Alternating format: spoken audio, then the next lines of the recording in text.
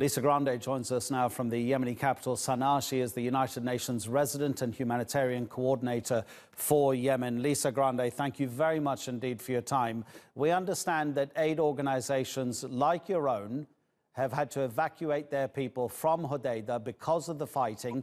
What can you tell us about what's happening on the ground as a result of that withdrawal?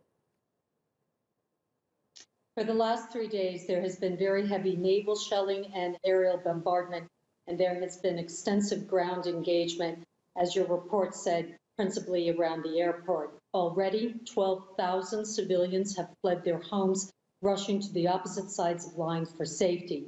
For the United Nations, we have dozens of staff that are on the ground. They've stayed in Hudaida, and we're going to stay in Hudaida. We're providing food and water and medical care. We know that more has to be done, and we've promised the people of Hudaida that we'll be there to do that.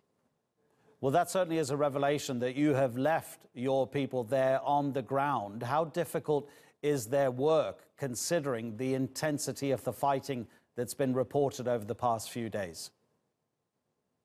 It's key that there are hundreds of thousands of lives that are at stake in Hudaida, and that's why the United Nations is there. On the very first day of the attack, the World Food Program had a vessel that was chartered. We brought that vessel into port, and during that first day of fighting, we offloaded more than 5,000 metric tons of food. We're continuing to deliver assistance. We know that the people of Hudaida need us, and that's why we're there. And what do the people who work for your organization tell you about the situation in terms of being able to deliver the food to these people who need it?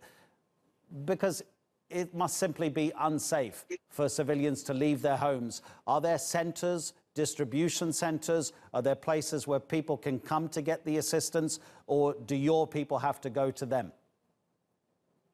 It's a combination of both. We have established 10 what we call humanitarian service points. 3 of them are in the city itself, and 7 of them ring the city.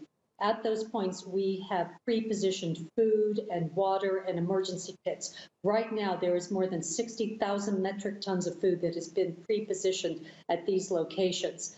We also know that there are many families, they are frightened, they're staying in their homes behind locked doors. It's going to be difficult for them to come out and reach us in these centers, and that's why right now we are looking at modalities where we will go to the people who need us. I don't pretend this is going to be easy, but it's clear that in the conditions in Hudaida, we don't have a choice. Lise, can you tell us about your negotiations in terms of how you go about your work, your negotiations with the 2 different fighting sides, the Iranian-backed Houthi rebels and the Saudi-led coalition? The pictures that we see speak for themselves. The people of Yemen are suffering a humanitarian disaster, but they're also in the middle of a war. It's the responsibility of humanitarians to negotiate with all of the parties to the conflict to ensure that we have access to the people who need our help. With the coalition, we have a deconfliction mechanism in place that includes a no-strike list with more than 20,000 areas, locations that the coalition has promised they will not strike.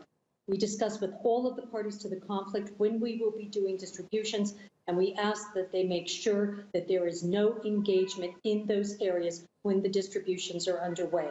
You're absolutely right that the cost of this war has been enormous. 75% of all Yemenis need some form of humanitarian assistance and protection to survive. There is no other country in the world where that percentage of a population needs help. This is why humanitarians are saying as loudly as we can, there is not a humanitarian solution to this crisis. There has to be a political one. Parties to the conflict need to get to the negotiating table and agree right now to stop hostilities. Lise Grande, thank you very much indeed for your time. We appreciate it. That is Lise Grande from the United Nations speaking to us from Sana'a in Yemen.